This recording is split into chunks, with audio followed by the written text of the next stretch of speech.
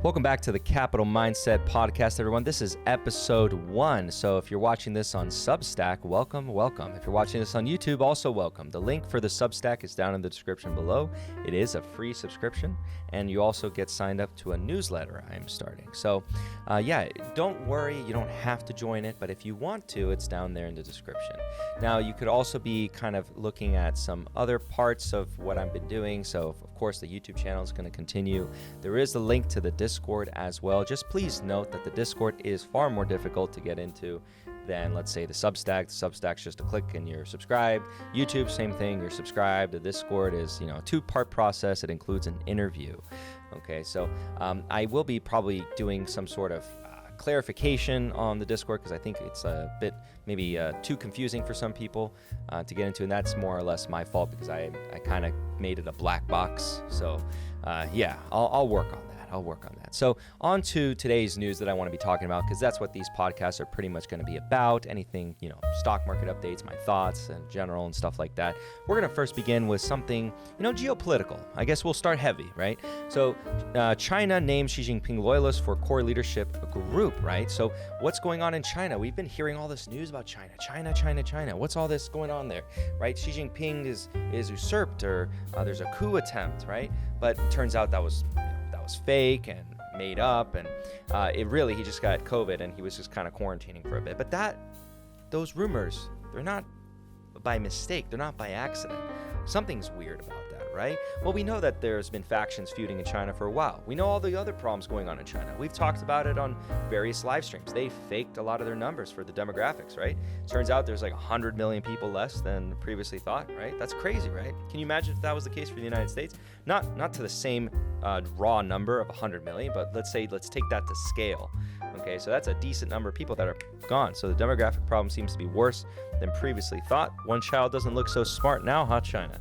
All right, anyways, getting into some other news, we have some issues going on, of course, with Ukraine. Russian attack on Ukraine is still ongoing, and even though we know Russia's been taking in a lot of casualties, it remains to say that the region is uninvestable. Russia is uninvestable for obvious reasons, and Ukraine seems uninvestable for the question of how will the war go. Undoubtedly, those stocks are cheap, and if you actually look at Polish stocks, they look extremely cheap too. So they're cheap for a reason, because there's a lot of uncertainty. You might be able to shift through it and be like, okay, that's a diamond in the rough, but good luck to you. That's definitely brave there. Now, here in the United States, we've been having a decent number of opportunities. I can say that I can pat myself on the back. If you haven't checked out the Netflix video, go check it out on the YouTube channel. I basically am kind of doing a victory lap at this point, because Netflix is now up over 50% in the portfolio in a short amount of time. So really happy with the performance thus far. We'll see how it continues. We'll see. But definitely, I thought it was a great opportunity to acquire Netflix at a really great price. Basically, I have the king of streaming in my portfolio, and couldn't be happier on that. So with that being said, kind of segueing into the movie theater news, we do see that movie theaters are kind of saying, hey, Netflix, you guys are capable of making some great movies out there. Why don't you, put your movies out on here? And I'm like, yes, this is exactly what I want. I want this. If you've been seeing my videos on the topic of streaming, you know that I use a term called the recapture event, right? So that's a term I use to describe how a company that produces movies can display their movies in the theaters and recapture some of the capex that was used to create that movie, or some of the investment used to create that movie. So, you make a movie, and also, well, you can make a profit too. That's also on the table, but you don't have to necessarily make a profit on it. If you put it out in theaters and then you put it on your streaming platform, it's still attractive instead of just putting it out on the streaming platform. Well, it's not all that good, right? So I'd rather them do that recapture event, de-risk some of that operation, and then focus on producing the solid shows, and only, exclusively, obviously, you're not going to put shows on movie theater. I don't know how many of you guys are going to go out to the movie theater and watch a TV show. I don't know. Maybe there's some of you out there. Let me know down in the comment section below. But yeah. And some of the other stuff that I want to cover is what's going on in my portfolio. What am I thinking? What am I going to do? Right? Because that's probably some questions you guys might have. Well, I'll save the details on portfolio changes to the portfolio update videos. There are some stocks that are now creeping up in terms of size, definitely in the portfolio. And I'm happy about that. I'm not going to lie. I'm happy about that. But I'm going to be talking about the stocks that I'm recently deciding to add, because I think that's right now coming to my mind, and that is the REITs. So REITs in my portfolio, I've been out of them. If you've been following me on YouTube for a while, you know that at the beginning of this year, I got out of REITs because of something I called or coined the liquidity crunch, otherwise known, you might hear it elsewhere as liquidity crisis, etc., blah blah blah. But it was a event. It was a series of events. It was a let's say not a symptom, but a disease that I kind of was cautious on, and I felt like REITs were poised. Not only REITs, like Brookfield Asset Management was another one, but there were REITs I thought were one of the most, or to be the most effective, because of the capital cost sensitivity, right? They're very sensitive to rising capital costs, and something like Realty Income, which was one of the largest ones and performed really well, mind you, over the time period I held it, and one of the best performing REITs of all time also, mind you, and a monthly dividend payer for you monthly dividend degenerates.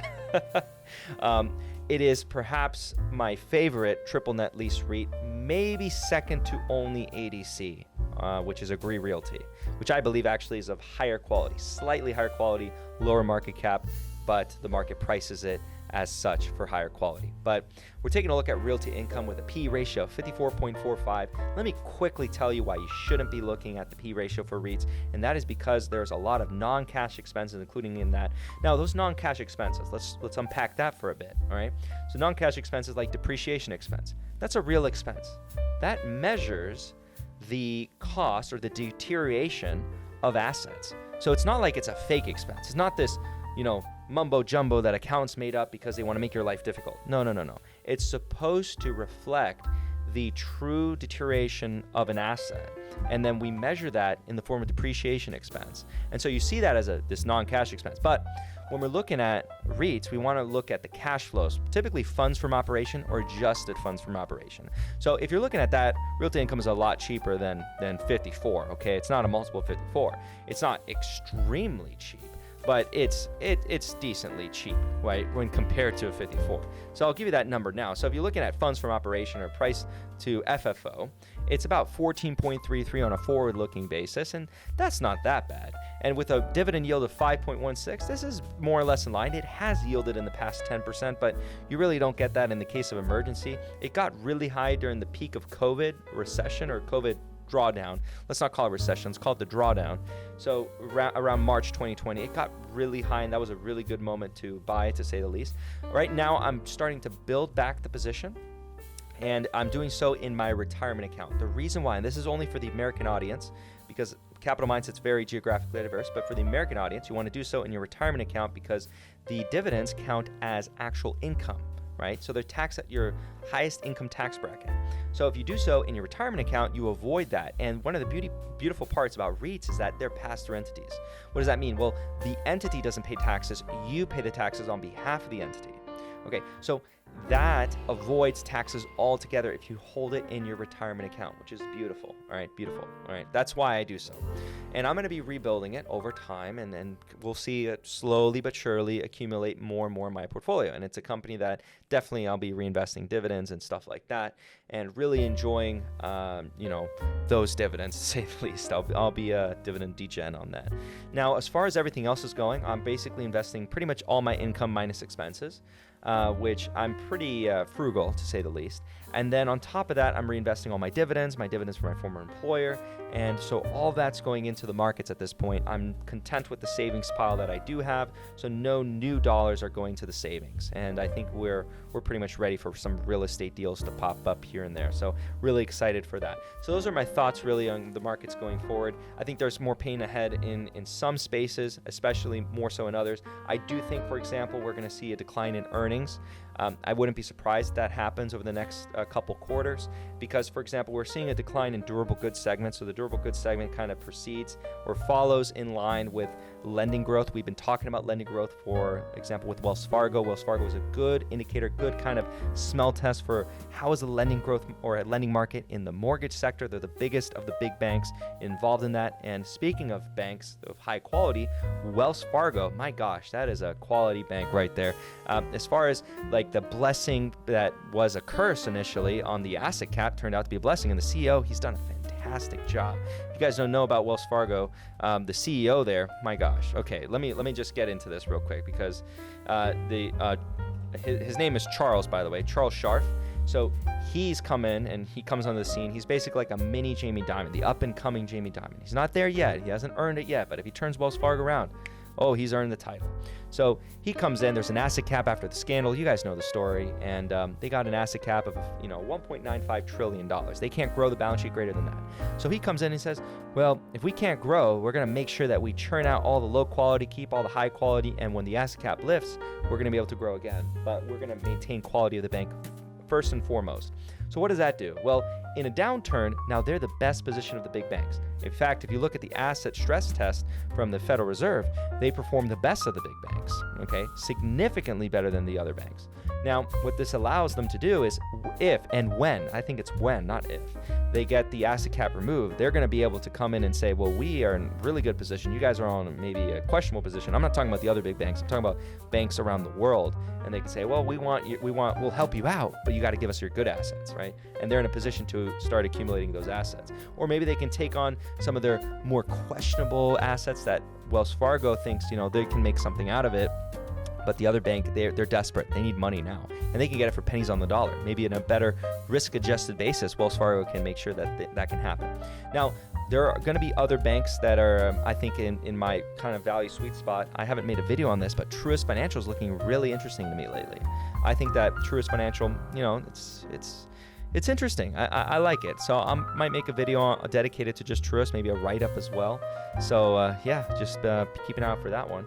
And on to some other banks. I just made a video on SoFi. So, SoFi is a bank. I don't really like it, but the only thing that might be of somewhat interest in SoFi, but, you can't think, I don't want anyone listening to this to think for a moment that they're the only ones making inroads here, but their Galileo products, it looks interesting. And, some of their other technology offerings is also interesting, but they're not the only ones doing it. But that's the only thing I find interesting about the bank, because in isolation as a bank, I think SoFi is mediocre at best. I went over in that video the stack that they have of subprime in their credit card markets, for example, and their focus on student lending. It's typically the assets you don't really want too much exposure to. And then with that being said, I also want to cover two other financial stocks that I was asked in the past, hey, if you were to short something, what would it be? Because I typically don't short, but for fun and games, I said, okay, well, I'll think about this. And the two companies I came up with was Ally and Credit Acceptance Corp. Credit Acceptance Corp is ticker symbol CACC, and this company is actually basically built or pushed to the brim with subprime auto loans. Exactly the type of asset you probably don't want to own in the case of a downturn. Probably you don't want to own that, and that's pretty much what they focus on. Another one is Ally Bank, which has not as crazy of a stack of subprime in auto sector, but still some exposure. And auto loans in general, that's their big thing. But I really don't want to be exposed to that. More mortgages and treasuries rather than auto loans for me, thank you. And same with subprime credit card lending. So no thank you to, let's think about it from Citigroup's perspective. Well, Citigroup is trading at below book value, and let me just tell you, they deserve to be trading below book value, okay? It's not that just because a bank is a bank and book value with banks is A-okay, therefore banks should trade at book value. No. Don't make it so simplistic. It's a little bit more complicated than that. One, it has to be that the quality of the bank justifies a book value premium, or at least trading at book value. Okay, so definitely with companies like Credit Acceptance Corp and Ally, they really shouldn't be trading at book value, in my opinion. And same with SoFi, at least as the bank goes. The reason why I can see why SoFi might be trading above book value is because of the excitement around their software offerings or their technology offerings. So that's all I'll say about that. And going back to realty income though for a moment, I just want to say that, I looked really dumb in the early parts of the year for selling my realty income in January. And for a while there, realty income seemed to, it came down, came back up, made new highs, or not made new highs. I think it kind of just stuck to the same highs in January. But either way, I looked kind of dumb, right? Until more recently, when now finally the liquidity crunch really affected these other REITs, these high quality triple net lease REITs, rather than just the lower quality REITs. Because we saw that in the lower REIT quality market per se, that, they were getting more affected. Again, you should be seeing REITs kind of suffer with the increased cost of capital. That's a bit of a problem that you have to consider when you're at least taking a look at these REITs. And Realty Income definitely has the best, or one of the best, cost of capital. And when we're looking at their credit rating, one of the few ones with a credit rating of A. Most REITs are, triple B or less than that, to be honest. So yeah, one company that is below triple B, so below investment grade, is MPW, for example. We've talked about them in the past, and it looks like they're down even more, actually, ever since my negative video. You guys should know that I took a speculative position in MPW just in case my bearish thoughts don't pan out, because just, my gosh, historically, every time it's been trading at this yield, it's been a buy. So speculation, but I'm not going to make that a core by any stretch, because my negative opinions kind of still stand.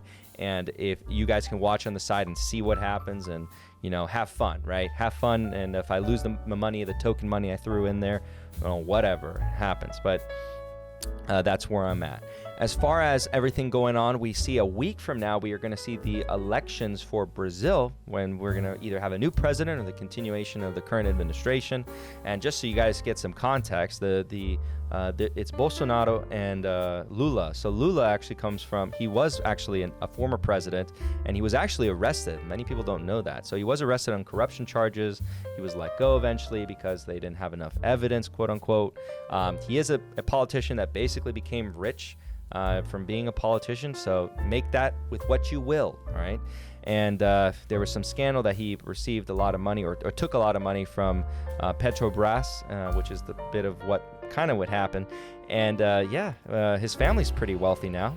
He was, just humble beginnings, became a politician, all of a sudden extremely wealthy. But we'll see who wins. And he also was friendly, but he was friends with the president of my birth country, Venezuela, Hugo Chavez, right? So he's part of the Workers' Party in Brazil, PT. And, Bolsonaro is part of the more right-wing party, let's just say. So we'll see how that event unfolds. For those of you who are new to the channel and never heard my opinions on investing in Brazil, I think that, just be careful. Just do a lot more homework, especially if you're a Westerner, because you're maybe applying a Western normative narrative to the business climate in a different country, and you need to assume or really try to understand the business culture, and through that navigate, which makes it, again, harder to do so, right? Easier said than done. Navigate the business culture in a foreign country that you don't live in. Yeah, super easy. No, it's difficult. And there's even a Brazilian capital group that I personally say I don't. I have my opinions on them. I will refrain from saying their name, but those of you who've been watching the channel for a long time know, and anything they touch, I avoid. I avoid like the plague. Any stock they touch, I don't touch it, because they have the same strategy every single time. Cut costs, and they almost pretty much destroy every company they've ever touched. I have no idea where they keep getting the funding from. I'll let people in the comment section tell you guys who this company is. People who've been watching the channel know exactly. I'll say this, they have G in their name. That's all I'll say. So something G. And all these companies have capital in their name. So there you go. So something G capital. So with that being said, guys, this is the first episode of the Capital Mindset Podcast. You can find this episode on the Substack, and the link should be in the description below. It is free to join. You get a newsletter as well as more podcasts like this. I don't think all the podcasts will make it onto the YouTube platform. Some will, some will not. And it will just kind of be random. And eventually the podcast will be kind of split with different themes, right? So some podcast content again on YouTube, some podcast content on there. You can also try to join the Discord. Again, with the Discord, I'm not handling the interviews anymore. I was doing the interviews more in the beginning until I set up the interviewers. And this is so that, because I'm kind of a nice guy, so I'll let everyone in. But it's supposed to be that and it is a free Discord, by the way. There is a paid version of the Discord, but the Discord for the most part is free. You have to become a free member first and get approved for the free membership before you can even consider going on to the paid membership. Okay, so it's not just like, I have money, I want to pay you, and that you can come in. It's not for sale like that. You got to pass the interview process, then get in that way, and then you can go into the paid one. I'll be doing a video because I know it's been a black box and there's a lot of more questions and answers about that, but and I'll kind of go over like what you need to do in order to actually get in, and you know, good practice for passing the interview, let's say, because I gave the interviewers guidance on what we're really looking for as far as a community, and that's the main reason, is to kind of foster a healthy, growing community of like-minded individuals, of differing opinions, by the way, because we want people of varying backgrounds, etc., because you don't want like only yes men in investments. But and then I'll be going over exactly what the gold membership entails, because, you know, I think that you get plenty of value in the free version, and then if you feel like the gold one would provide you value, you're more than welcome to join. But the purpose of the Discord, you have to actually pass the interview in order to even consider getting the gold membership. You can't just get the gold membership. So but yeah, the Substack is free and open, and I'll be doing blog posts on there too. So it's going to be, you know, just my thoughts and stuff, as well as, you know, obviously the YouTube channel, which you can subscribe to, and as well, this is like free, open, etc., and all that. With that being said, guys, thank you guys so much for listening in, and this is the first episode. Your host, Fabio, is heading out. See ya.